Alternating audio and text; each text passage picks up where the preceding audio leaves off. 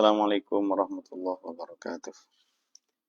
Bismillahirrahmanirrahim. Alhamdulillahirabbil alamin wassalatu wassalamu ala asyrofil anbiya wal mursalin sayyidina wa habibina wa syafi'ina wa maulana Muhammadin wa ala alihi wa sahbihi ajma'in amma ba'du. Alhamdulillah wa syukurillah yang kami hormati segenap pengurus PCNU Kabupaten Pamekasan baik dari unsur Suriah maupun Tamfidiyah.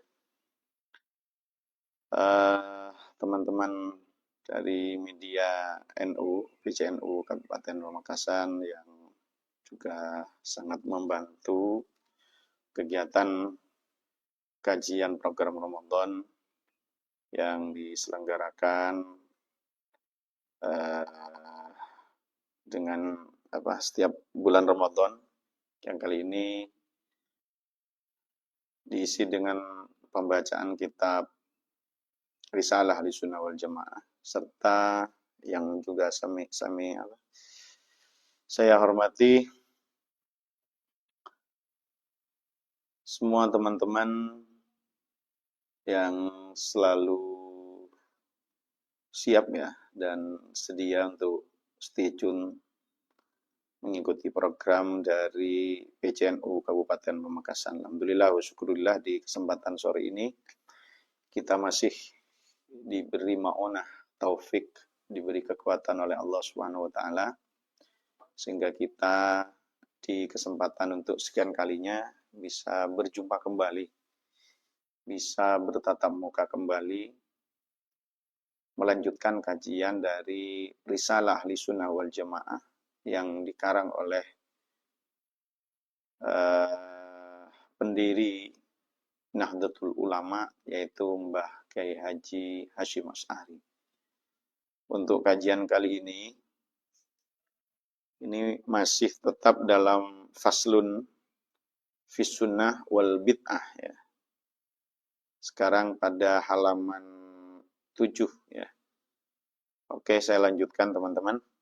Bismillahirrahmanirrahim. Al-Mizanus Salis. Al-Mizanus Salisu tining tempengan as-salisu nomor 3. Mizanu tamyizi paneka tempengan apidaaki bisyawahidil ahkami kalaban banyak-banyak kasaksena banyak-banyak hukum. Ini biasanya dalam cara memaknai kitab ketika ada jamak dimudhafkan pada jamak, lafadz yang juga jamak, ini biasanya kalau di pesantren itu boleh memilih salah satunya untuk dimaknai jamak. Misalkan ini bisa wahidil ahkam, syawahid ini kan jamak taksir ya. Kemudian dari lafadz syahid di jamak syawahid, kemudian ahkam dari hukmun di jamak taksir menjadi ahkam. Ini ketika mudhaf dan mudhaf ilihnya sama-sama jamak, ini bisa memilih salah satunya ya. Bisyawahidil ahkam kalaban banyak-banyak kesaksian hukum. Atau nanti salah satunya bisyawahidil ahkam kalaban kesaksian banyak-banyak hukum. Ini sama-sama boleh. Jadi tidak dimaknai banyak-banyak kedua lafadz mudhaf dan mudhaf ilaihnya agar tidak kedengaran ribet, sehingga boleh memilih salah satunya. Wa huwa bantining al-mizanus salis tafsiliyun paneka saperenceh. Yang qasimu sekatu umpon apa al-mizanus salis ila aksamis syariati deka banyak-banyak tu'umna syariat as-sittati 6. Akni ngarepaki pasara kaula al-wujub badaka wajib wa nadba bandaka sunat wa tahrima bandaka haram. Wal karahata ban makra wa khilafal aula ban khilafal aula. Apidain seutama wal ibahata ban daka ibahah. Menurut Bahasim Asy'ari, timbangan yang ketiga untuk mengukur apakah ini bid'ah dhalalah atau hasanah, atau ini masuk kategori bid'ah ya dalam arti dhalalah, ini bisa ditimbang dari menggunakan hukum ya, menggunakan hukum syariat yang 6. yakni wujub, wajib, sunat, haram, makruh, khilaful aula, ibahah, dan semacamnya, menggunakan hukum yang 6. Nanti jika haram, itu kan berarti bertentangan dengan pokok syariat, di mana pokok syariat itu ya wajib, sunnah, mubah. Kalau sudah haram itu berarti nanti masuk bid'ah yang dhalalah. Ini timbangannya. Fakullu ma in hazali aslin biwajhin sahihin wadihin la bu'da fihi ulhiqabi. Fakullu ma maka tining saben-saben bareng in haza secondong ponapama condong li aslin dek ka asal.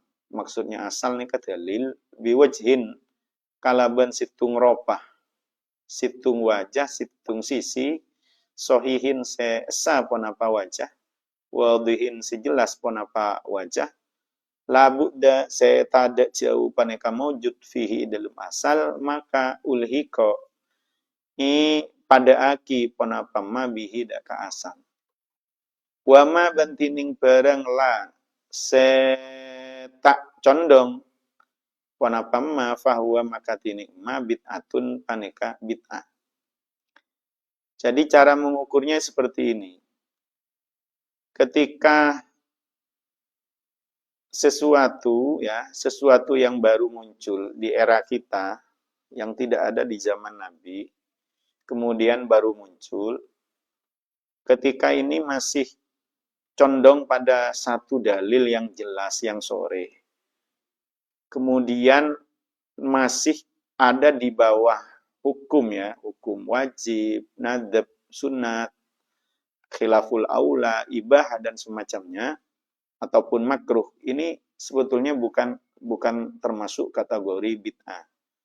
Tapi ketika sudah tidak masuk pada ukuran yang aqsamus syariah as-sittah, maka ini dikategorikan sebagai bid'ah.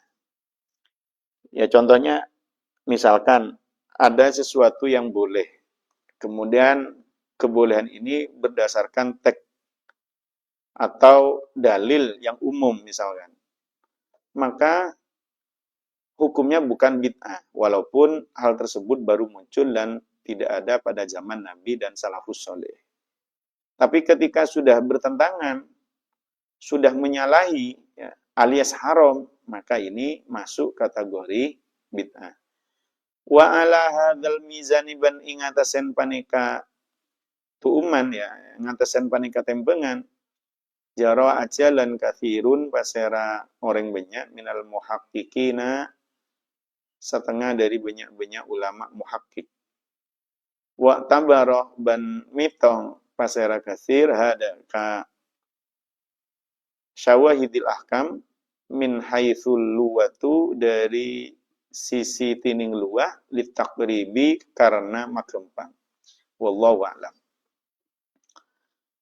Jadi kemudian saya lanjutkan ini biar nanti saya jelaskan biar tidak terpotong-potong ya. Sumakola maka karya-karya debu, saya rasa debu Syekh Zaruk, wa aksamuha bantining tu'umna bid'ah salah satun panika telok.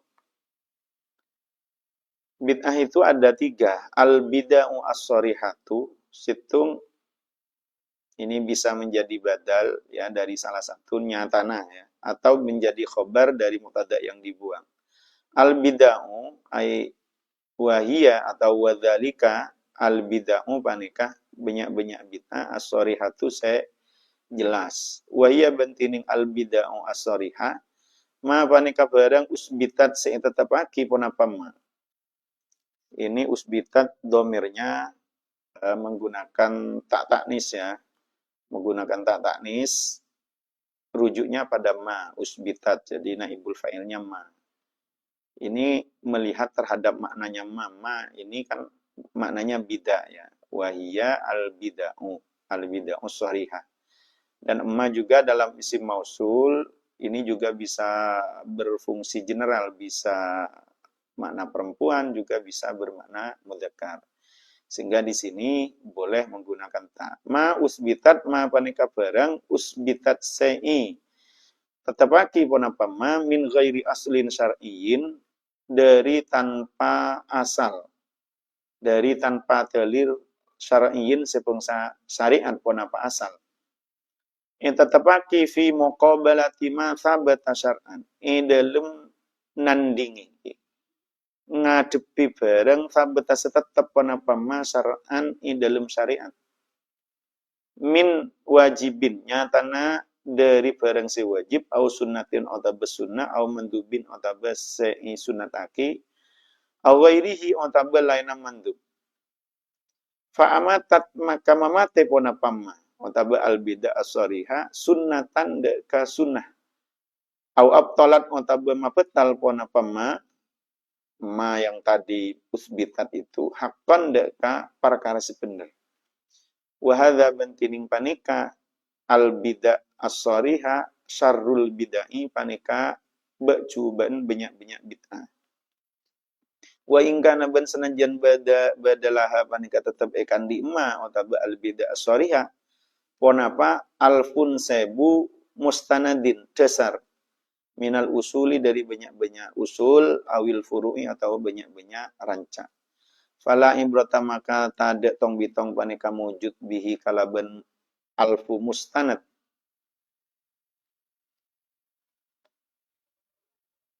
Kemudian begini, menurut Imam Az-Zarruq ya, Az-Zarruq yang dikutip oleh Mbah Hasim, beliau membagi bid'ah ini menjadi 3. Yang pertama, bid'ah sharihah. Bid'ah sharihah ini adalah sesuatu yang ditetapkan tanpa ada dalil syariat ya. Tanpa ada dalil syariat yang kuat untuk menandingi, untuk mengeliminasi atau menetapkan sesuatu secara syariat. Lah ini namanya bid'ah ya. Jadi sesuatu yang ditetapkan tanpa ada dasar, baik itu sesuatu yang wajib, yang sunnah, yang mandub, atau yang lainnya misalkan. Jadi ada sesuatu yang dianggap wajib, dalilnya nggak ada. Lah itu namanya bid'ah. Ada sesuatu yang dihukumi sunnah, padahal dalilnya tidak ada, tidak mempunyai dasar, maka ini juga termasuk bagian dari bid'ah. Atau yang lain misalkan, ada sesuatu yang boleh, tapi tidak ada dalilnya, maka ini termasuk kategori bid'ah. Kategorinya bid'ah sharihah, bid'ah yang jelas.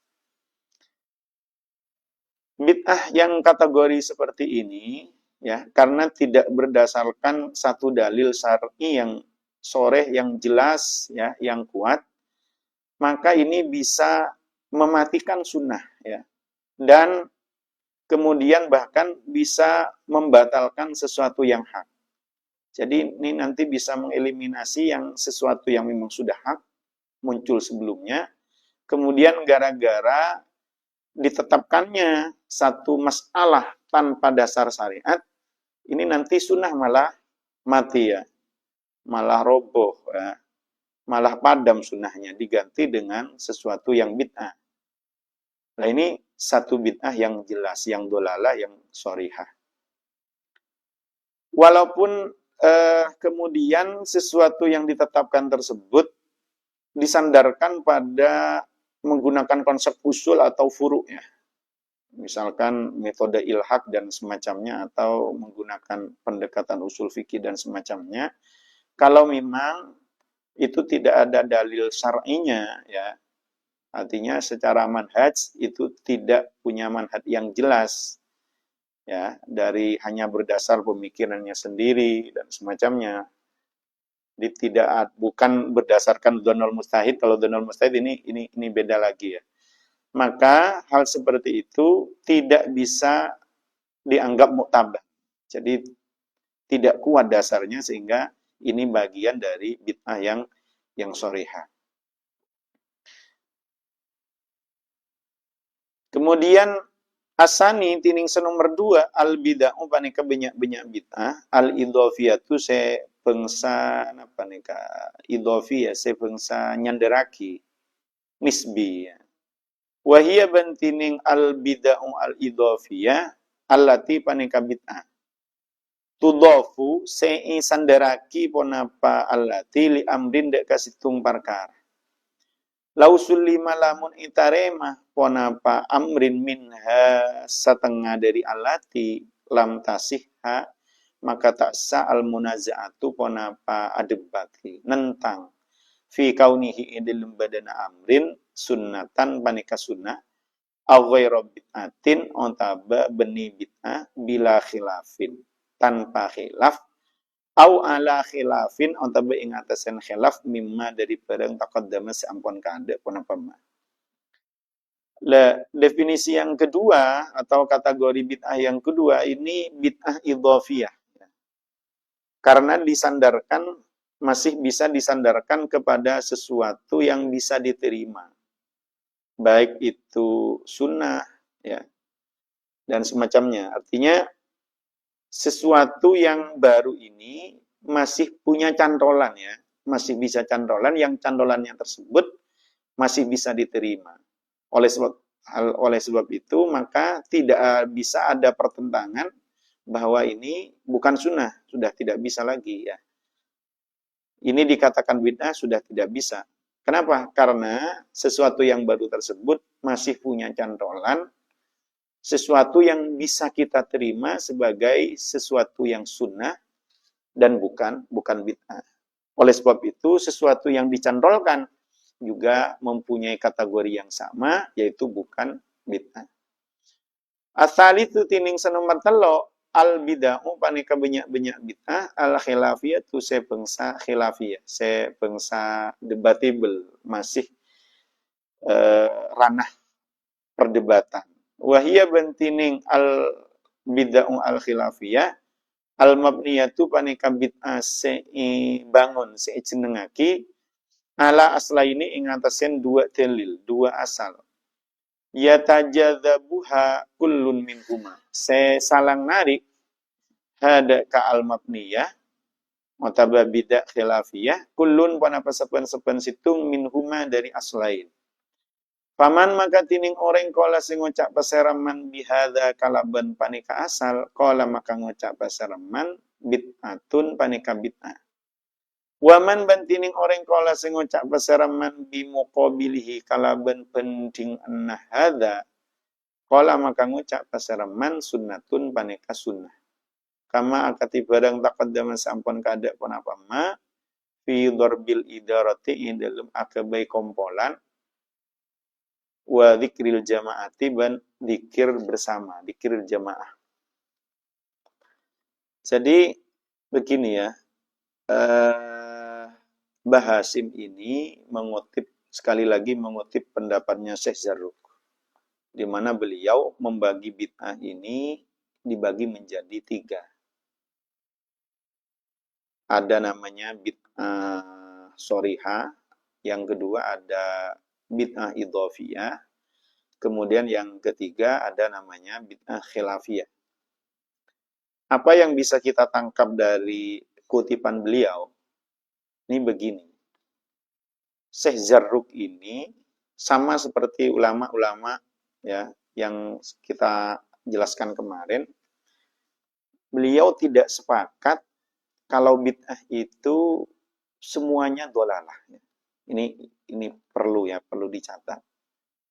Tidak sepakat kalau semua bid'ah itu dhalalah. Tapi harus ada perincian yang bertentangan dengan syariat itu baru bid'ah dhalalah. Kemudian yang masih ada cantolan, entah itu keumuman nas atau kaidah para mujtahid, usul para mujtahid, maka hal tersebut bukan bid'ah yang dhalalah. Ya, tapi bisa masuk pada bid'ah yang idhofiyah atau masuk pada yang bid'ah khilafiyah. Jadi kalau nanti ada 2 dalil yang sama-sama kuat ya, yang sebagai rujukan, sebagai cantolan, ini kategorinya nanti bisa masuk pada bid'ah khilafiyah. Ala kulli hal, Syekh Zarruq yang dikutip oleh Bahasim dan kemudian ini diameni karena bukan hanya sekedar kutipan tapi akan menjadi satu pendapat yang diutarakan juga oleh Bahasim bahwa Bid'ah itu ya tidak semuanya dolalah. Bid'ah itu harus dibagi ya, harus dibagi. Tidak bisa hanya sekedar bid'ah. Pokoknya wa kullu bid'atin dolalah, ini mesti apa? Mesti bid'ah. Makanya dalam Sahih Sahih Muslim ini dinyatakan begini. Imam An-Nawawi dalam mengomentari hadis wa kullu bid'atin dolalah ini ya. Wa kullu bid'atin dolalah. Ini kan kelengkapan hadisnya seperti ini. Iyyakum wa muhdatsatil umur fa inna kulla muhditsatin bid'ah wa kulla bid'atin dolalah. Nih, takutlah kalian terhadap sesuatu yang baru, karena sesuatu yang baru itu sesat, dan setiap kesesatan itu, setiap bid'ah itu dolalah ya. Maka begini kata beliau,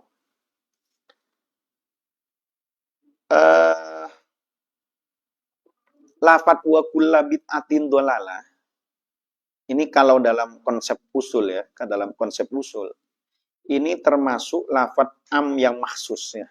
Sesuatu lafadz am wa kullu ini lafadznya umum tapi maksus. Maksudnya sesuatu yang tertentu. Wa iyyakum wa muhdatsatil umur fa inna kulla muhdatsatin bid'ah wa kulla bid'atin dhalalah. Ini walaupun menggunakan kullu, ini bukan lantas semua maksudnya ya. Semua yang baru itu dhalalah, tidak. Kata beliau. Dan ini hampir semua ulama sepakat ya. Nanti saya jelaskan yang perbandingan mazhabnya. Semua maksudnya itu tidak semua, karena lafadz wa kullu bid'atin ini masuk kategori amun maksus. Lafadznya umum tapi ditaksis. Diarahkan pada mana khusus. Ini mirip ya. Mirip seperti dalam Al-Quran. Ini kalau kita belajar usul ya. Nggak tahu kalau nggak belajar ya. Kita mesti tahu ini namanya amun maksus. Ada lafadz am tapi ditaksis. Ini sama seperti firman Allah dalam surat Al-Ahqaf ayat 25. Silakan nanti dibuka. Tudammiru kulla syai'in bi amri rabbiha. Ini ceritanya seperti ini. Allah itu mengirimkan angin ya, mengirimkan angin untuk menghancurkan kaum Ad. Tudammiru kulla syai'in. Yang angin tersebut menghancurkan kulla syai'. Ini menggunakan kullah. Ini kalau dalam konsep usul ya, di usul fikih ya, biasa ini menjadi contoh dari amun mahsus. Menghancurkan segala sesuatu. Ini kalau kita menganggap kulla syai'in ini tidak ada taksisnya, wah ini ruwet ya ini. Ini ruwet. Berarti angin yang diutus Allah itu menghancurkan segala sesuatu tanpa ada yang sisa. Oh, berarti nanti menghancurkan langit, menghancurkan bumi, menghancurkan laut. Tidak, kata ulama. Ternyata yang dimaksud yang dihancurkan itu adalah ya kaum Ad dan hartanya. Kenapa demikian? Karena ternyata ada ayat setelahnya itu fa'asbahu la yura illa masakinuhum. Ya. Maka kaum Ad itu sudah habis semua ya, hancur semua, harta bendanya hancur semua, kecuali bangunan-bangunannya, rumah-rumahnya. Oleh sebab itu, maka lafadz kulla syai'in di sini tidak bisa diartikan sebagai kul yang semua ya. Tapi ada makna khusus. Apa yang dihancurkan? Yaitu kaum Ad, kemudian harta bendanya. Untuk langit, bumi, enggak. Tidak ada laut ya, gunung masih ada itu. Padahal gunung, laut, langit, bumi semuanya itu masuk kulla syai'. Tapi tidak hancur disebabkan angin yang dikirim Allah untuk membinasakan kaum Ad. Oleh sebab itu, maka dalam masalah wa kullu bid'atin dhalalah ini juga sama, amun mahsus ya. lafadznya memang kul umum, tapi diarahkan pada makna yang khusus, yaitu semua bid'ah, sesuatu yang baru, yang bertentangan dengan dalil syariat. Terserah dalil berupa apa, kalau memang ada dalil am, atau bisa ijma, bisa qiyas, atau metodologi yang telah disepakati oleh para mujtahid. Terserah nanti. Pokoknya yang bertentangan dengan usul syariah, itu baru disebut bid'ah dhalalah. Untuk memperkuat ini, kemudian Imam Nawawi menyarahi seperti ini. Ya, ini sebentar.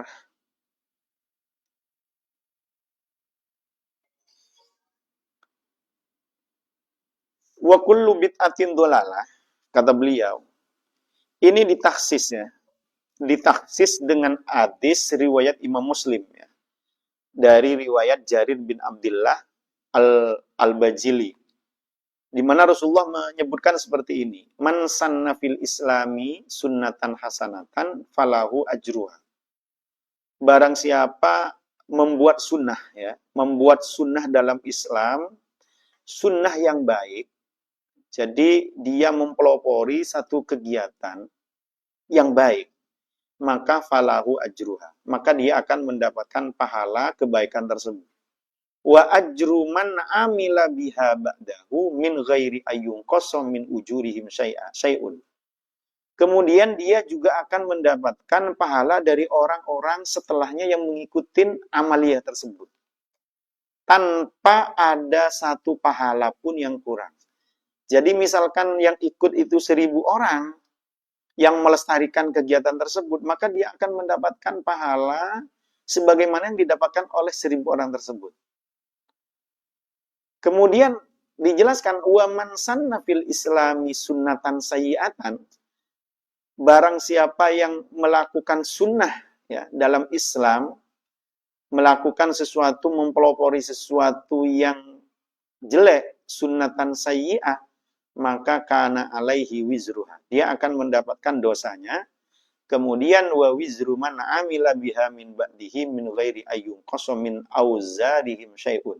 Juga mendapatkan dosa orang-orang yang mengikutinya setelahnya.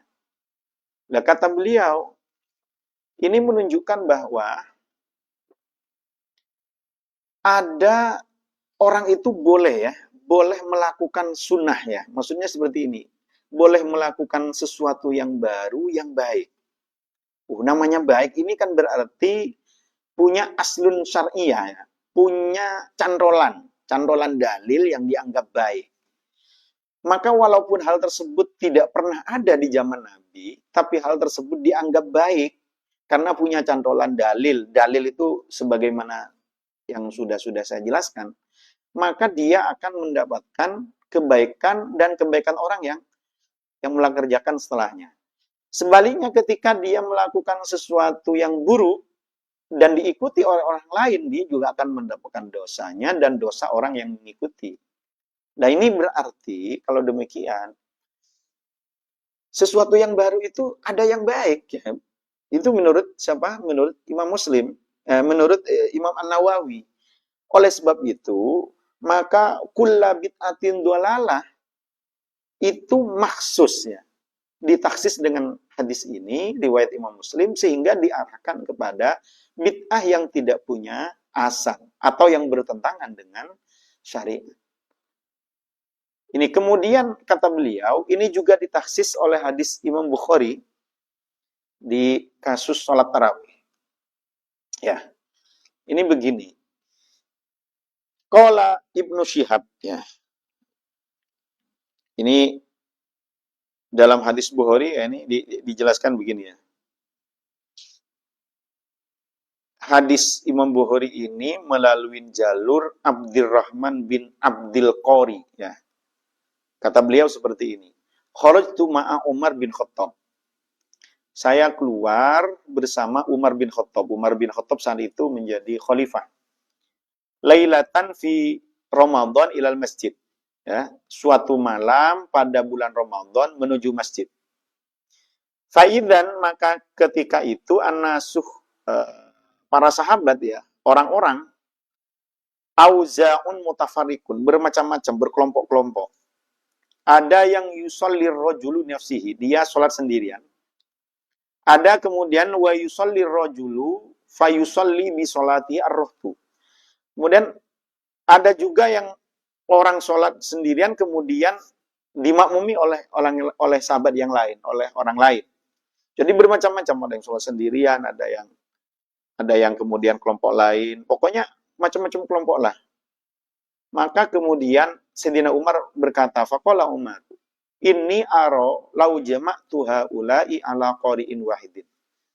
Ini saya berpikir, kata Sayyidina Umar, ini gimana seandainya nanti saya kumpulkan orang-orang ini yang sholatnya sendiri-sendiri macam-macam modelnya ini, gimana kalau kita satukan pada satu imam? Ini akan lebih baik, kata Umar. Summa azama, kemudian Umar ini punya niat seperti itu, punya niat kuat seperti itu. Fajama'ahum ala Ubay bin Ka'ab. Kemudian Sayyidina Umar memerintahkan Ubay bin Ka'ab untuk memimpin sholat tarawih. Kemudian kata Abdurrahman, "Tsumma kharajtu ma'ahu lailatan ukhra." Saya keluar suatu malam bersama Umar, wan nasu, dan ini sudah suasana lain, kata Abdurrahman. Wan nasu yusalluna bi sholati qari'ihim. Ternyata orang-orang itu sudah sholat dengan satu imam, tidak mencar-mencar seperti kejadian yang kemarin. Maka saat itu qala Umar, "Na'am." Bukan na'am ya. Nikmatil bid'ah hali. Ini paling bagusnya bid'ah. Nah, ini kata siapa? Kata Sayyidina Umar. Kalau di dalam botok ini ada menggunakan lafaz nikmatil bid'ah, tapi kalau dalam hadis Bukhari ini menggunakan nikmal bid'ah hadi. Kalau di motok, dari motoknya Imam Malik ini menggunakan lafaz nikmatil bid'atu hadi. Artinya begini, dalam redaksi yang disampaikan oleh hadis Bukhari ini ternyata menggunakan lafaz bid'ah ya. Bid'ah berarti secara bahasa adalah sesuatu yang baru, yang tidak ada di zaman Rasulullah, yang tidak pernah dikerjakan Rasulullah. Tapi kemudian oleh Sayyidina Umar diatur, diorganisir oleh beliau, kemudian menjadi sholat yang hanya menggunakan satu imam, yaitu Ubay bin Ka'ab. Dan ini tidak pernah ada di zaman Rasulullah. Karena pada zaman Rasulullah, sholat tarawih ini hanya sholat malam ya. Begini, jadi pernah suatu saat Rasulullah itu pada awal Ramadan beliau sholat di masjid. Ya, kemudian malam kedua beliau juga sholat di masjid. Terus sampai itu ada sahabat yang bermakmum dia kepada Rasulullah. Dibiarkan saja oleh Rasulullah. Tapi kemudian pada malam ke-6 Rasulullah itu sudah tidak keluar ke masjid, tapi sholat di dalamnya. Kemudian sampai sahabat itu nunggu lama, wis capek yang nunggu Rasulullah, sudah yakin ini Rasulullah ini gak akan keluar ini, gak akan sholat lagi, ya sudah, kita pulang ya pulang. Akhirnya Rasulullah itu berkata, ya kalian, aku tahu sih, tadi malam kalian ini nunggu aku, kata Rasulullah. Saya tahu, makanya aku tidak keluar, saya tidak keluar. Itu takut nanti akan menjadi satu kewajiban, kata Rasulullah. Nah, artinya memang sholat tarawih itu tidak pernah diorganisir ya, dibuatkan semacam jemaah seperti sekarang. Bahkan di zaman Abu Bakar nggak ada itu. Baru di zaman Umar baru ada yang namanya sholat tarawih diorganisir. Dan mengorganisir sholat tarawih ini termasuk bagian dari bid'ah dan diakui oleh Sayyidina Umar. Ini tidak masalah berarti kan. Tidak masalah. Nah, oleh sebab itu, maka kata Imam An-Nawawi, tentang hadis wa kullu bid'atin dhalalah ini adalah amun mahsus.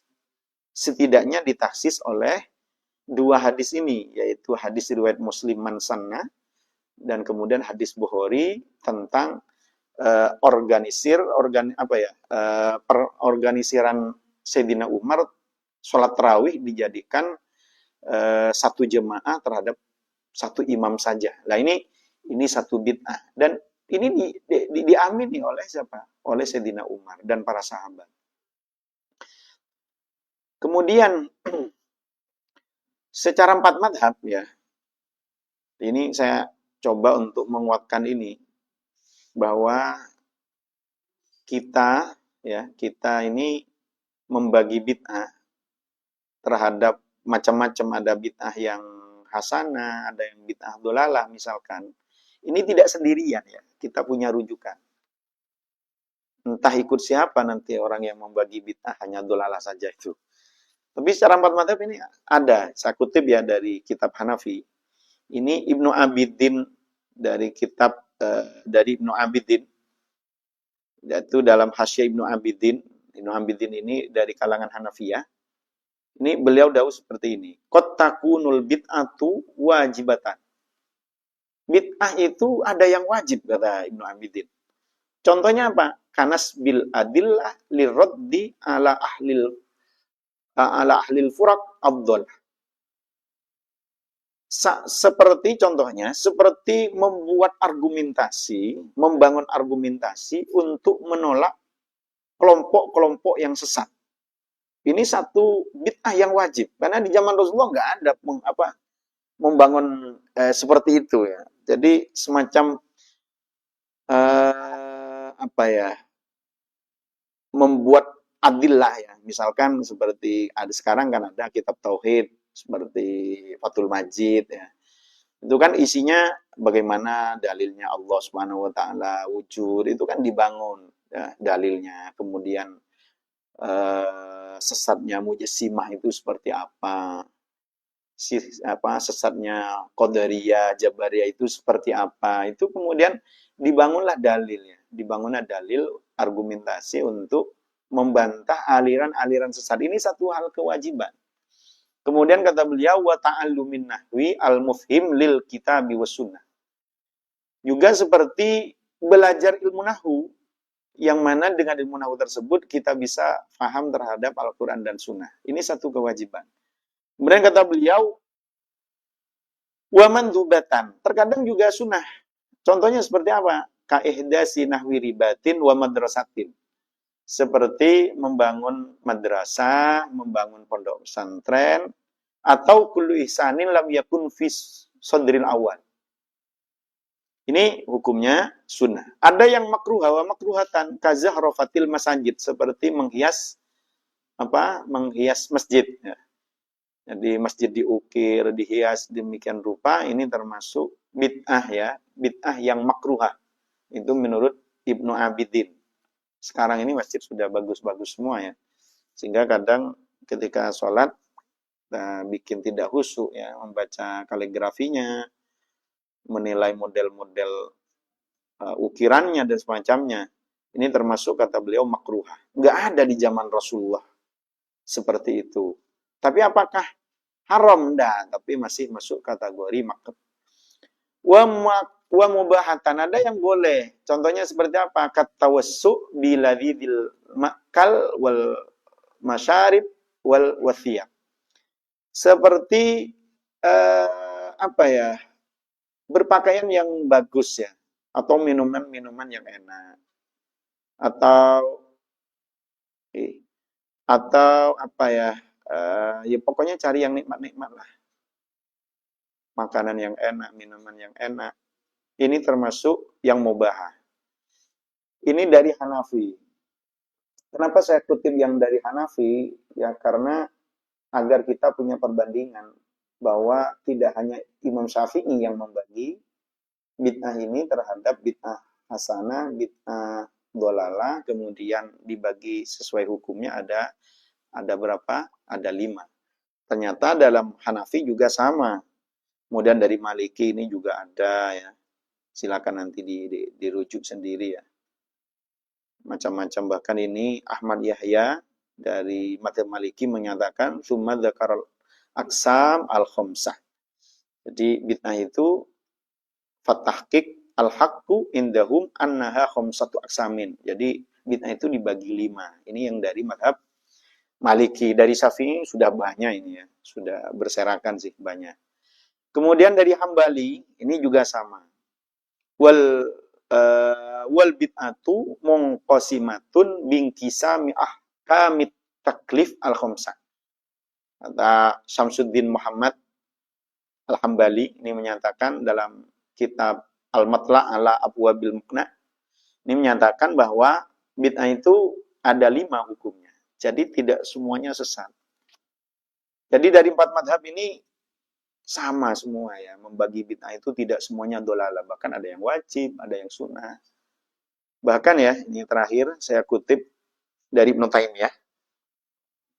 Kalau kita ketahui, biasanya Ibnu Taimiyah dianggap bid'ah dolalah semua. Ternyata dalam mengomentari soal maulid, ya, ini beliau dahulu seperti ini. Silakan nanti bisa dicek di kitab Iqtida'us Siratil Mustaqim, Sohifah 297. Fata'zimul maulid, mengagungkan maulid, wattikhaduhu musiman. Kemudian menjadikan maulid ini musim, ya, acara-acara berkelanjutan.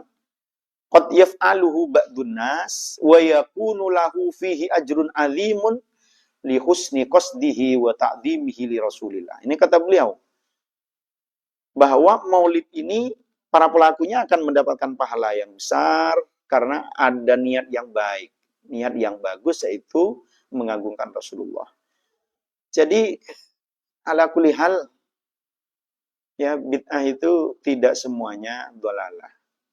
Jadi kita harus proporsional dan proporsional ya. Yang salah ya salah. Yang baik ya baik. Tidak semuanya sesuatu yang tidak ada di zaman Rasulullah langsung divonis sesat. Kalau semua sesat ya habis semua ya. Habis semua, sesat semua umat ini. Makanya kita harus banyak literasi ya, banyak literasi agar kita lebih luas pandangan, terlebih untuk isu-isu sensitif seperti masalah sunnah dan bid'ah.